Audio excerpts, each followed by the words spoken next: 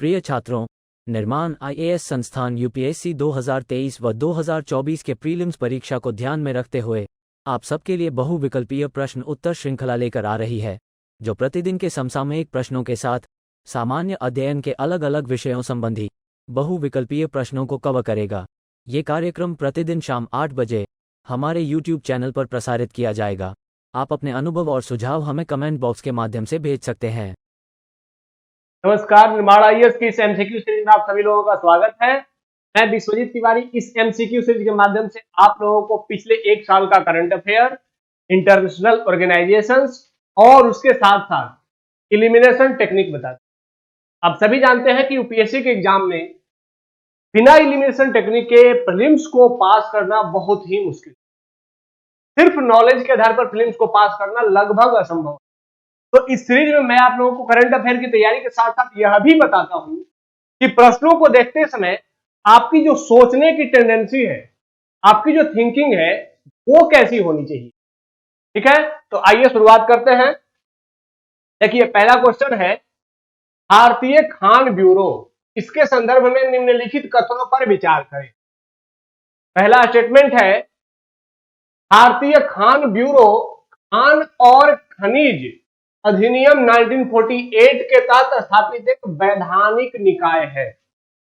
अब देखिए, जैसे ही एग्जाम हॉल में आपको कोई एक ऐसा स्टेटमेंट आ जाए, तो किसी भी ऑर्गेनाइजेशन के बारे में यह बता दिया जाए कि यह किसी एक्ट के माध्यम से, एक्ट का नाम भी दे दिया जाए कि इस एक्ट के माध्यम से स्थापित है और यह एक वैधानिक निकाय है, तो वहां पर आपको थोड़ा डाउट होना चाहिए, क्योंकि हो सकता है कि वो एक्ट कोई दूसरा हो, या हो सकता है कि वह संस्थान या वो संगठन वैधानिक हो ही नहीं, हो सकता है वो संवैधानिक हो या फिर कार्यपालक संस्थान हो। तो यहां ऐसे ऐसे अगर की पॉइंट्स आपको दिखे तो थोड़ा सा चौकन्ना होकर के और ये सोचिए कि वह स्टेटमेंट गलत हो सकता है। तो यहां पर यह एक्ट गलत हो सकता है, अधिनियम 1984, या फिर ये जो वैधानिक निकाय दिया गया है यह गलत हो सकता है। ठीक है, आइए सेकंड स्टेटमेंट। इसका उद्देश्य व्यवस्थित और वैज्ञानिक विकास और देश के खनिज संसाधनों के इष्टतम उपयोग को बढ़ावा देना है। सेकंड स्टेटमेंट एक पॉजिटिव स्टेटमेंट कि खान ब्यूरो का उद्देश्य क्या है, देश में वैज्ञानिक विकास और जो खनिज संसाधन है इनका इष्टतम उपयोग को बढ़ावा देना।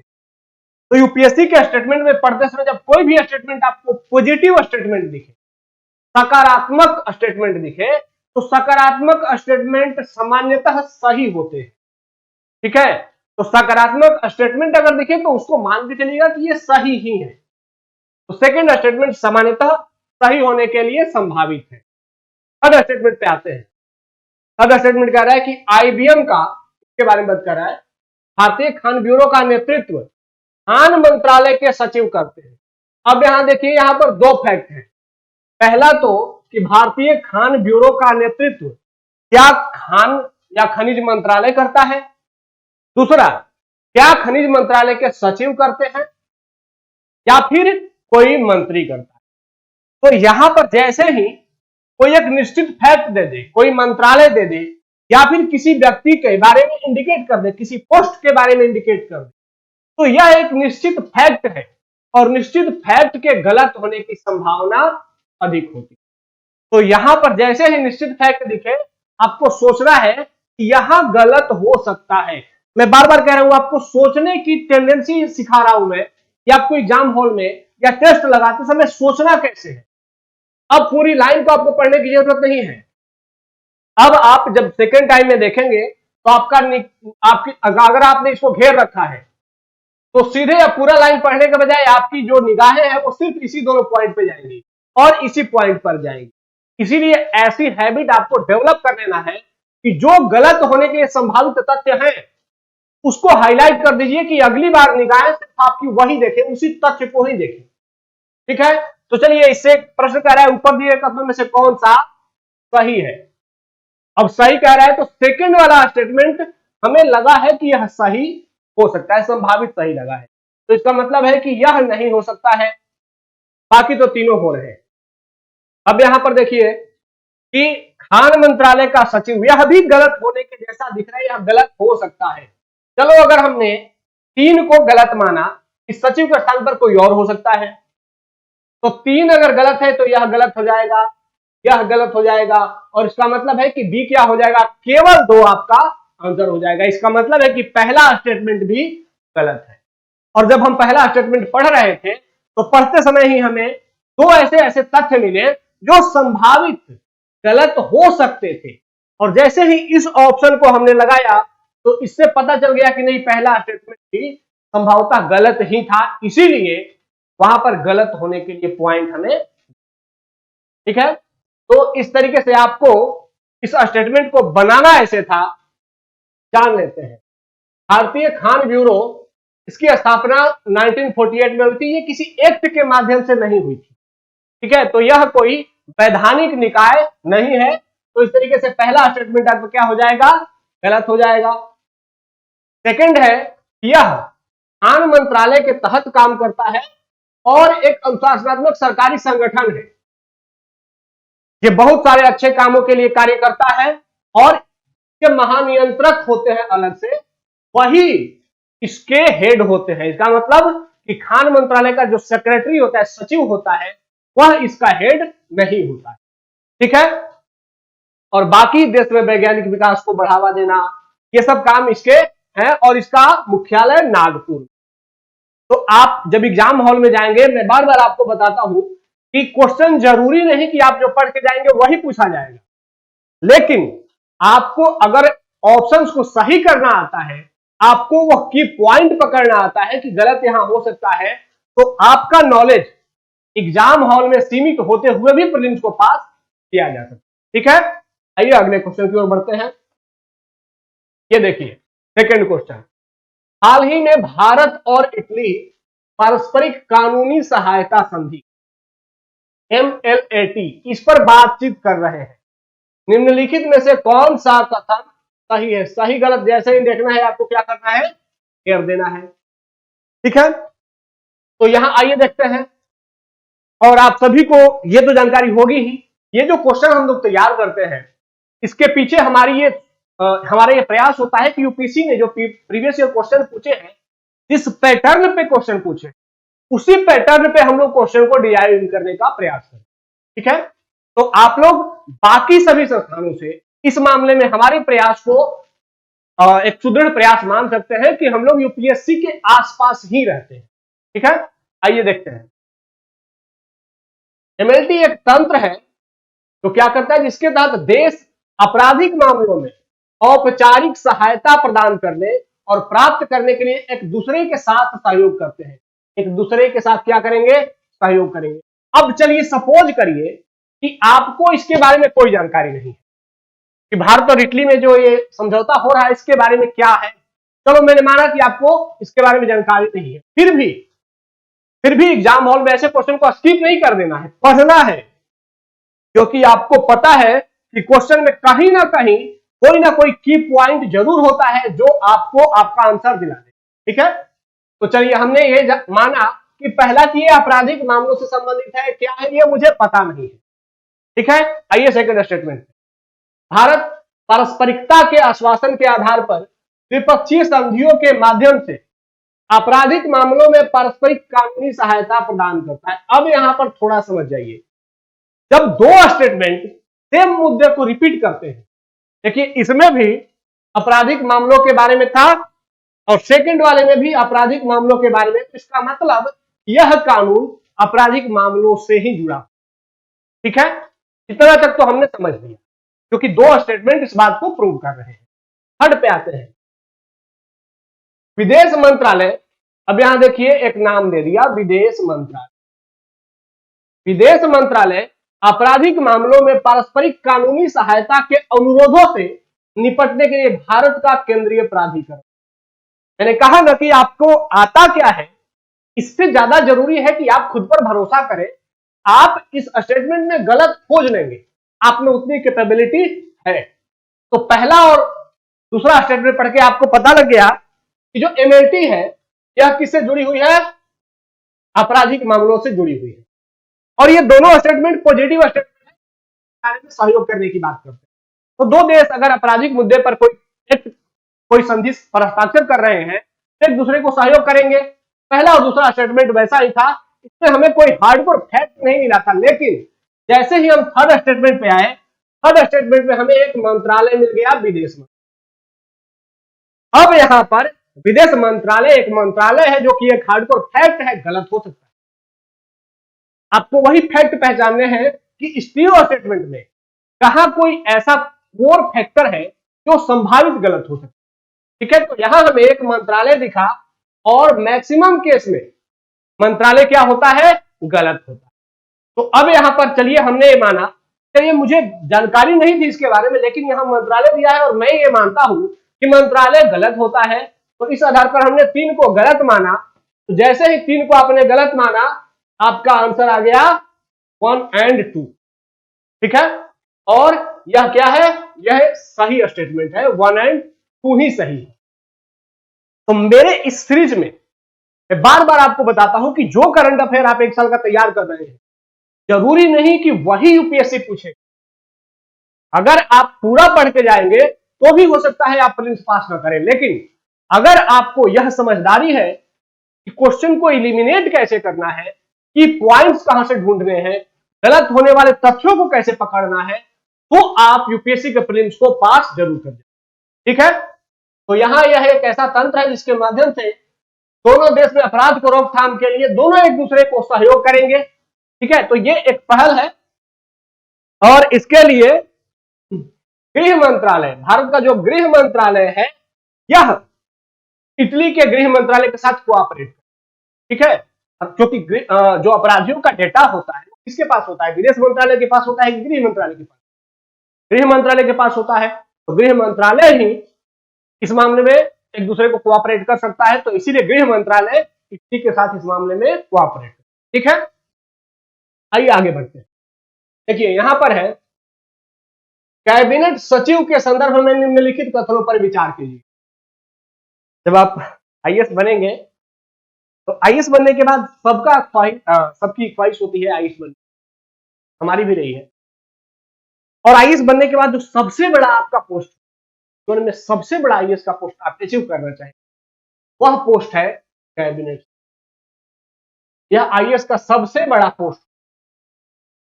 तो इसके बारे में आइए जानते हैं। कैबिनेट सचिव प्रधानमंत्री के प्रत्यक्ष प्रभार के अधीन। अब कैबिनेट सचिव के अधीन किसके अधीन है, प्रधानमंत्री के अधीन। पहला फैक्ट मिला हमें। सेकंड स्टेटमेंट, भारतीय वरीयता क्रम में कैबिनेट सचिव 8वें स्थान पर है। देखिए यहां पर नंबर दिया गया है 8वां। मैंने आपको बार बार बताया है कि आपको क्या करना है, आपको उस तथ्य को पकड़ना है, उस लाइन को पकड़ना है, उस शब्द को पकड़ना है जहां पर कि गलत होने के लिए संभावना। तो यहां पर ये 8वां स्थान जैसे ही आपने देखा, हो सकता है कि वो 7वां हो सकता है वो 12वां हो, 15वां हो, 10वां हो, 8वां लिख दिया गया है, एक निश्चित डिजिट दिया गया है। और वो निश्चित, जैसे ही निश्चितता आती है स्टेटमेंट में, वह स्टेटमेंट गलत होने के लिए संभावित होता है। ठीक है, कैबिनेट सचिवालय व्यापार के लेन देन के प्रशासन और व्यापार नियम 1961 के आवंटन के लिए जिम्मेदार है। अब यहां एक थर्ड फैक्टर है कि कैबिनेट सचिवालय ही इस नियम, व्यापार नियम 1961 के आवंटन के लिए जिम्मेदार है। अब कह रहा है कि ऊपर देखकर दोनों से कौन सा सही है। अब 3 स्टेटमेंट हैं, तीनों में हमें पहले में मिला कि कैबिनेट सचिव प्रधानमंत्री के प्रत्यक्ष प्रभार के अधीन है, सेकंड में उनका रैंक दे दिया, और थर्ड में बताया कि वह इस नियम को लागू करते। ठीक है, और कह रहा है कि सही कौन सा है। तो अगर तीनों में हमें 3 फैक्ट मिल रहे हैं, और सपोज करिए कि मुझे नहीं पता, कि कैबिनेट सेक्रेटरी के बारे में मेरी जानकारी नहीं है, तो कैसे क्या करें। तो ऐसे में जैसे ही तीनों में हमें एक एक फैक्ट मिले हैं जहां की हार्डकोर फैक्ट है, तो जो डिजिट वाला फैक्ट होता है, जो अधिक गलत होने के लिए संभावित होता है, वह फैक्ट होता है नंबरिंग सिस्टम वाला। कोई नंबर, कोई डिजिट, अगर कोई डिजिट आपको दिख जाए तो वह अधिक गलत होने के लिए संभावित।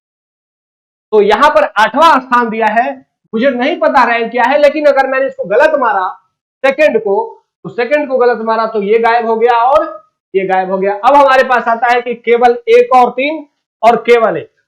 अब इस तरीके से एक को गलत करके आप 50% सही करने के लिए संभावित हो गए।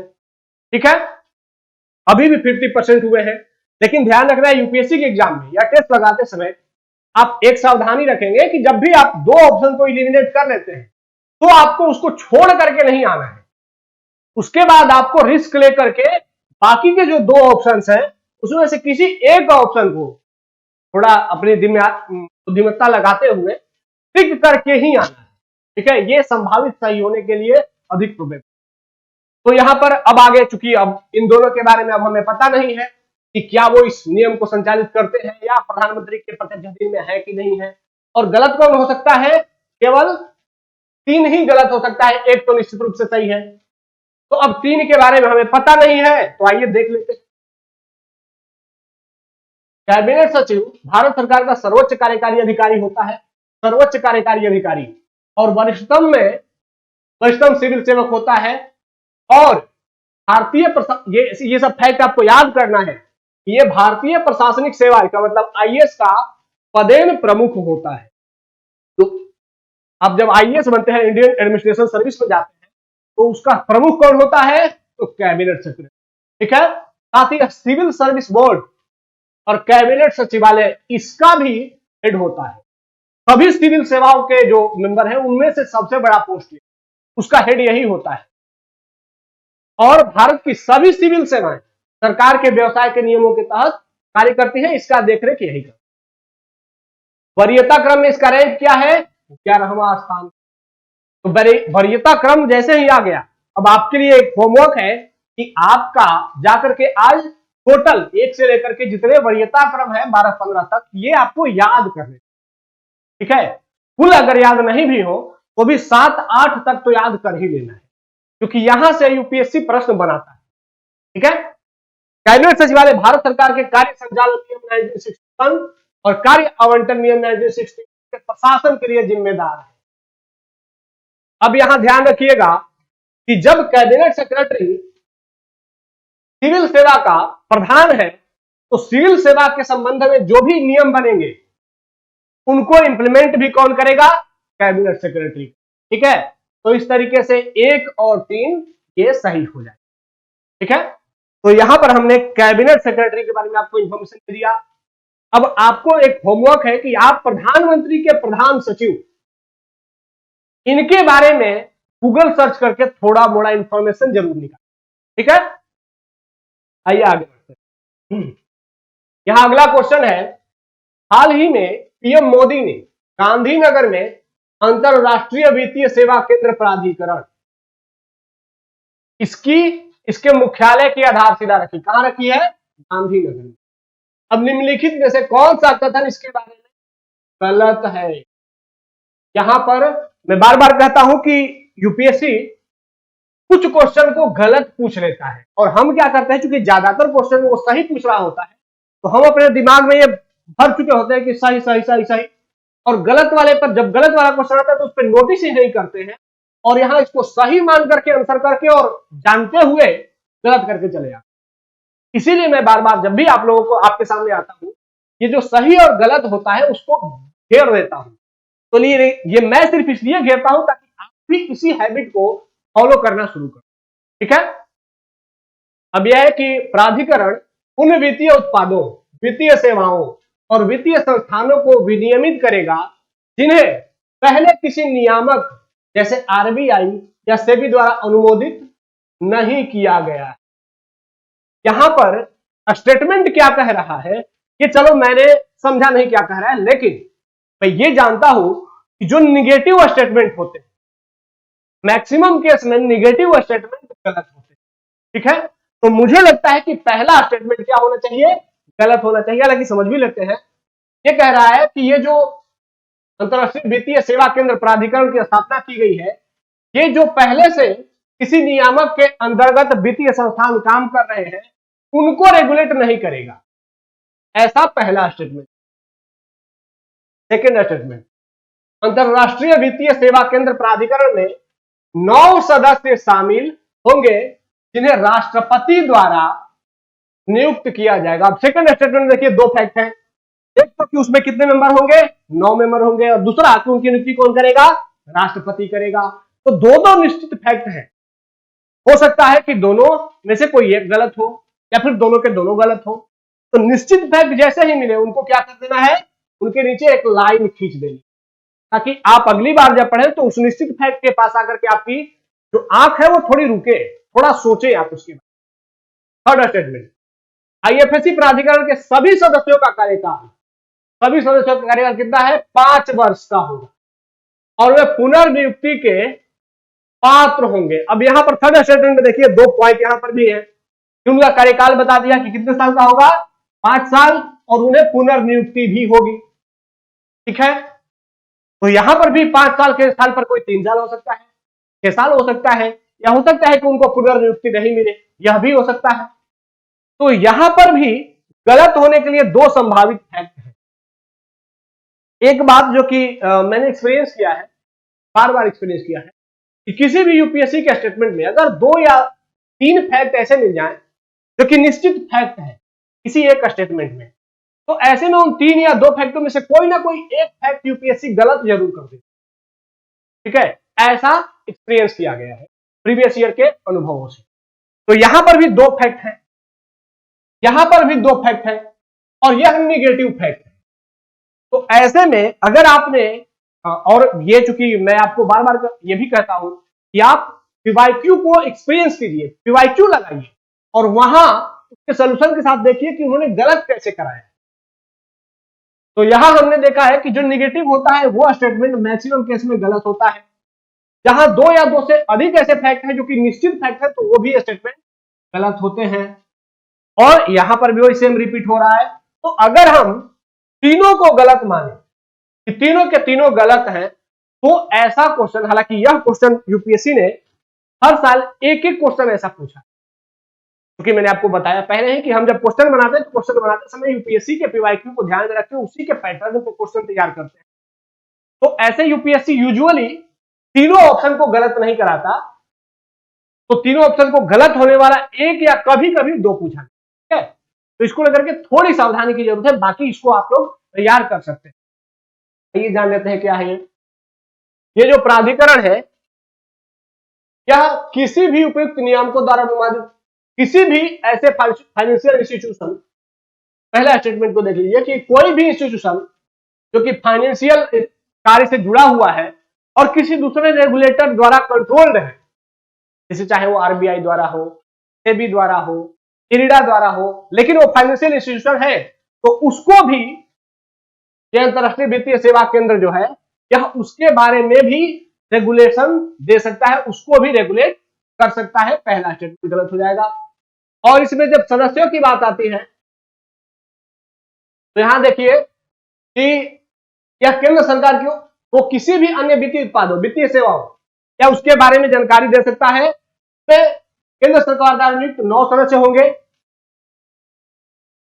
और तो देखिए यहां पर केंद्र सरकार द्वारा नियुक्त सदस्य कितने होंगे, 9 होंगे, लेकिन वो कौन नियुक्त करेगा, केंद्र सरकार, न कि राष्ट्रपति। ठीक है, और यहां पर इनके सदस्यों का कार्यकाल क्या होगा, कार्यकाल 3 वर्ष का होगा, और वो पुनर्नियुक्ति के लिए पात्र होंगे। तो यहां जो 5 वर्ष का कार्यकाल था वो भी क्या हो गया।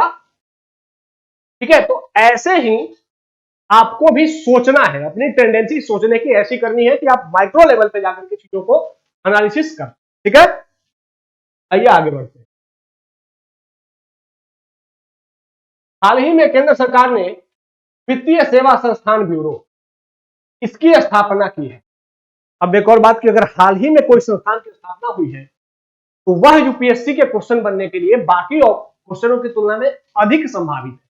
हाल ही में कोई ऑर्गेनाइजेशन बना है और बड़ा ऑर्गेनाइजेशन बना है, तब तो बहुत ज्यादा संभावना है कि वहां से प्रश्न पूछे जाएंगे, हालांकि प्रश्न सीधे सीधे नहीं पूछे जाएंगे। तो कह रहा है कि वित्तीय सेवा संस्थान ब्यूरो की स्थापना की है, इसके बारे में निम्नलिखित कदमों पर विचार करें। तो क्या है भाई ये, पहला स्टेटमेंट कि सार्वजनिक क्षेत्र के बैंकों में डब्ल्यूटीडी था, इसके बारे में है, ये पूर्णकालिक निर्देशक और एनईसी गैर कार्यकारी अध्यक्ष की खारिज करने के लिए एकमात्र इकाई होगी। कह रहा है कि सार्वजनिक क्षेत्रों के बैंकों में जो अध्यक्ष और उसके आसपास के जो पोस्ट है उसकी नियुक्ति के लिए रिकमेंडेशन कौन करेगा?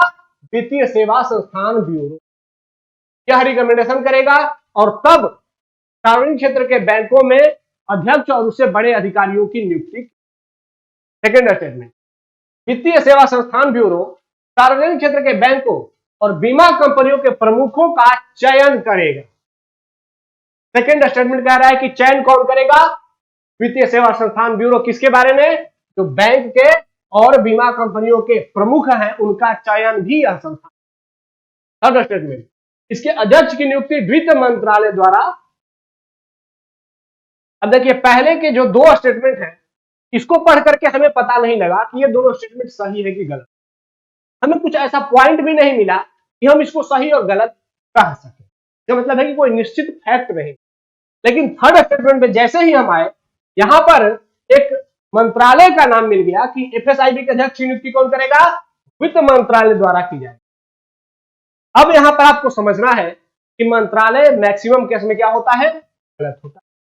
तो अगर मुझे नहीं पता कि ऊपर के बारे में क्या कह रहा है, फिर भी अगर हमने यहां मंत्रालय दिखा उसको हमने गलत मारा, क्योंकि यही एक हार्डकोर फैक्ट मिला है तीनों स्टेटमेंट में। तो अगर तीन को गलत मान ले तो कह रहा है सही उत्तर को चुनिए, तो ये दोनों गायब हो गए। ठीक है, अब इसका मतलब है कि पहला तो निश्चित रूप से सही है इन दोनों में से, और सेकंड सही है या गलत है इसी के आधार पर हमारा उत्तर निकले। अब यहां पर दो ऑप्शन जब आपने एलिमिनेट कर लिया तो आपको क्या करना है? रिस्क लेकर के दोनों में से कोई एक आंसर को मार करके आगे बढ़ जाए। अब आइए जान लेते हैं कि पहले बैंक बोर्ड ब्यूरो होता था, उसके स्थान पर अब वित्तीय सेवा संस्थान ब्यूरो ला दिया गया। तो पहले बैंक बोर्ड ब्यूरो होता था तो उसका उद्देश्य होता था कि जो बैंकों के हेड है, बैंकों के जो अध्यक्ष है, उनकी नियुक्ति के बारे में रिकमेंडेशन है। लेकिन अब की बार उसका स्थान किसने ले लिया? वित्तीय सेवा संस्थान ब्यूरो। तो इसका मतलब क्या है कि अब वह सिर्फ बैंकों के बारे में नहीं, अन्य जो फाइनेंशियल इंस्टीट्यूशंस हैं उनके भी हेड की नियुक्ति के लिए यह संस्थान रिकमेंडेशन करेगा। ठीक है, तो यह संस्थान सार्वजनिक क्षेत्र के बैंकों और बीमा कंपनियों के प्रमुखों का रिकमेंडेशन भी करेगा। ठीक है, अब कौन कौन इसके मेंबर हैं ये याद रखना कंपलसरी नहीं है, क्योंकि ये याद रख के भी कोई फायदा नहीं है। एग्जाम हॉल में जब पूछा जाएगा तो उस समय आपको रिकॉल नहीं होगा, तो वहां पर आपका ट्रिक ही काम करेगा। तो यहां पर यह वाला स्टेटमेंट भी सही है कि बैंक और बीमा कंपनियों के प्रमुखों का चयन भी इसी के माध्यम से होगा। तो एक और दो स्टेटमेंट सही हो जाए। ठीक है, आइए आगे बढ़ते हैं। अब देखिए आप सभी जानते हैं कि इस सीरीज में मैं एक प्रीवियस ईयर क्वेश्चन शामिल करता हूं ताकि उसके माध्यम से आपको बताया जा सके कि यूपीएससी की एक्सपेक्टेशंस क्या है आपसे, और कैसे यूपीएससी के एग्जाम हॉल में क्वेश्चन को कम जानकारी या फिर कैसे सही किया जा सके। तो आज हमने जो क्वेश्चन सेलेक्ट किया है ये 2022-2020 के प्रीलिम्स में पूछा गया क्वेश्चन है, और ये मॉडर्न इंडिया का क्वेश्चन है। देखिए, गांधी इरविन समझौते से निम्नलिखित में से क्या सम्मिलित? अब गांधी इरविन समझौते के बारे में पूछ रहा है कि उनमें से क्या, इसमें इन ऑप्शन में से क्या क्या गांधी जी ने इरविन से डिमांड करी। अब देखिए यह प्रश्न तो पढ़ने के साथ ही आपको क्लियर हो गया होगा कि यहां पर आपको अपने नॉलेज से ही स्टेटमेंट, अगर आप गांधी इरविन समझौते के बारे में नहीं पढ़े हैं तो फिर आप इस प्रश्न को अटेम्प्ट अगर करते हैं तो संभावना है कि गलत ही होना है, और निश्चित रूप से गलत होना है। तो यह बात आप दिमाग में बिठा लें। जब आप मॉडर्न इंडिया के क्वेश्चन को सही करने के लिए जा रहे हैं तो मॉडर्न इंडिया के क्वेश्चन को बनाते समय आपको अपने नॉलेज का उपयोग करना है, न कि इलिमिनेशन टेक्निक के बारे में सोचना।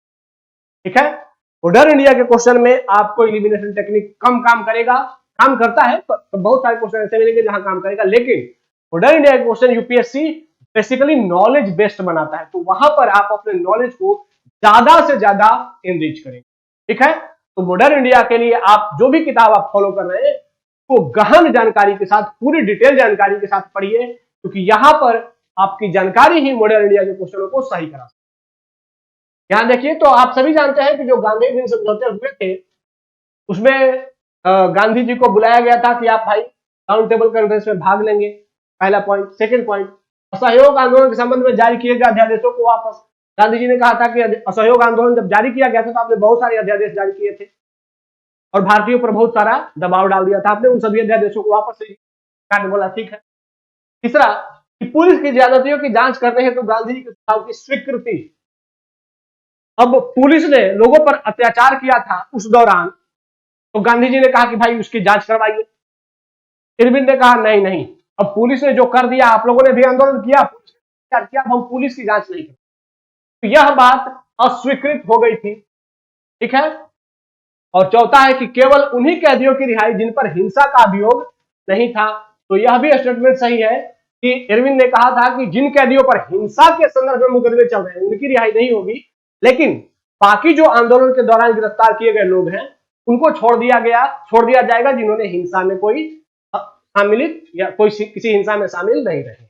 तो ये चौथा स्टेटमेंट भी सही है। तो तीसरा गलत है, तो यह गलत हो गया, और पहला, दूसरा और चौथा सही है। तो यह स्टेटमेंट, ये बेसिकली आपको मैं दिखाना चाह रहा था कि जब मैं आपके सामने इकोनॉमी के क्वेश्चन रखता हूं, पॉलिटी के रखता हूं, या सोसाइटी के रखता हूं, या फिर करंट अफेयर के क्वेश्चन रखता हूं, तो उसमें मैं आपको बताता हूं यूपीएससी के ही क्वेश्चनों में पीछे के आपको दिखाया है मैंने बात, यूपीएससी ही अपने पीछे के क्वेश्चनों में ट्रिक देता है, कोई ना कोई क्लू देता है और इलिमिनेट करने के लिए संभावना देता है कि हम कम जानकारी के बावजूद इलिमिनेट कर सकते। लेकिन मॉडर्न इंडिया के क्वेश्चन में यूपीएससी मैक्सिमम क्वेश्चन में संभावना नहीं देता। तो मॉडर्न इंडिया में अगर आपको क्वेश्चन सही करने हैं तो मॉडर्न इंडिया के लिए आपके अपने नॉलेज को इनरीच जरूर करें, ठीक है। आइए आगे बढ़ते हैं। अब यहां से शुरू होता है इंटरनेशनल ऑर्गेनाइजेशन। इंटरनेशनल ऑर्गेनाइजेशन का एक क्वेश्चन है कि निम्नलिखित में से कौन सा देश खाड़ी सहयोग परिषद गल्फ कोऑपरेशन काउंसिल के का सदस्य नहीं है? ईरान, ओमान, सऊदी अरब और कुवैत। अब आप सभी जानते हैं कि ये चारों के चारों देश गल्फ ऑफ पर्सिया के आसपास सीमा साझा।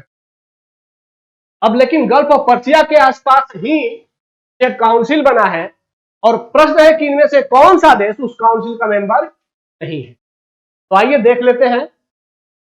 यहां देखिए, ये पर्शियन गल्फ और गल्फ कोऑपरेशन काउंसिल के मेंबर कौन कौन से हैं? इधर ईरान है, ठीक है, ऊपर इधर ईरान है, तो ईरान इसका मेंबर नहीं है। कौन कौन से मेंबर हैं? कुवैत, बहरीन, कतर, सऊदी अरब, यूएई और ओमान। का मतलब है कि ईरान को छोड़ करके पर्शियन गल्फ से बाकी जितने देश सीमा साझा करते हैं वे सभी गल्फ कोऑपरेशन काउंसिल के मेंबर हैं। लेकिन ईरान एकमात्र ऐसा देश है जो कि पर्शियन गल्फ से सीमा साझा करता है लेकिन वह गल्फ कोऑपरेशन काउंसिल का मेंबर नहीं है। अब यहां पर थोड़ा अगर आप लोग ध्यान देंगे तो ओमान इधर है और ये पूरा यूएई है, लेकिन ओमान का एक छोटा सा पार्ट यहां पर भी होता है और ये इसी के चलते ओमान भी पर्शियन गल्फ से सीमा, ठीक है। तो ये इसके बारे में आप सभी लोग जान लेंगे कि गल्फ कोऑपरेशन काउंसिल की स्थापना 1981 में हुई थी। ये सभी देश हैं, Bahrain, Kuwait, Oman, Qatar, Saudi Arab और संयुक्त अरब अमीरात, ये इस सब के मेंबर हैं। और बाकी ये सब क्या काम करते हैं? सभी आपस में सहयोग करना, अपनी इकोनॉमी में सहयोग करना, तेल और प्राकृतिक गैस के संदर्भ में निर्णय लेना, इस सब में इन लोगों की साझेदारी होती है। तो यहां पर जो प्रश्न बन सकता है वो यही बन सकता है कि इसका सचिवालय कहां है, मेंबर कौन कौन से हैं और स्थापना कब की, ठीक है। तो डेट याद रखना कंपलसरी नहीं है, लेकिन मेंबर कौन कौन से हैं और सचिवालय कहां है ये दोनों जरूर याद रख लेना है। आइए आगे बढ़ते हैं। अब अगला इंटरनेशनल ऑर्गेनाइजेशन का क्वेश्चन है यूनेस्को से। यूनेस्को के संबंध में निम्नलिखित कथनों पर विचार करें। यूनेस्को की स्थापना 1948 में बौद्धिक सहयोग पर राष्ट्र संघ की अंतरराष्ट्रीय समिति इसके उत्तराधिकारी के रूप में हुई थी। सेकंड स्टेटमेंट, 3 यूनेस्को सदस्य संयुक्त राष्ट्र संघ के सदस्य नहीं है। कौन कौन भाई? कुक आइलैंड, न्यू और फिलिस्तीन। इसका मतलब है ये 3 यूनेस्को के सदस्य हैं लेकिन संयुक्त राष्ट्र के सदस्य नहीं है। जबकि संयुक्त राष्ट्र के 3 सदस्य कौन कौन? इजराइल, पैलेस्टीन और संयुक्त राज्य अमेरिका, ये यूनेस्को के सदस्य नहीं। मतलब है ये संयुक्त राष्ट्र के सदस्य हैं लेकिन यूनेस्को के सदस्य नहीं है। ये 3 स्टेटमेंट है, आपको बताना है कि कौन सा इनमें से सही उत्तर है। आप सभी जानते हैं कि जो अंतिम क्वेश्चन होता है वो आपके लिए होता है या आपको कमेंट बॉक्स में इसके आंसर को बताना होगा। अगर आप लोग इस सीरीज में लगातार हमसे जुड़े हुए हैं तो कमेंट में इसका आंसर जरूर करेंगे, साथ ही लाइक जरूर कर दिया करें ताकि हमें भी प्रोत्साहन मिलता रहे। और आप जितना पढ़ करके इसका आंसर करते रहेंगे उतनी ही आपकी तैयारी आगे बढ़ती रहेगी। तो इस सीरीज में हमसे जुड़े रहें, इसको अपने दोस्तों के साथ साझा भी करते रहें। निर्माण आईएएस के साथ जुड़ने के लिए धन्यवाद। जय हिंद।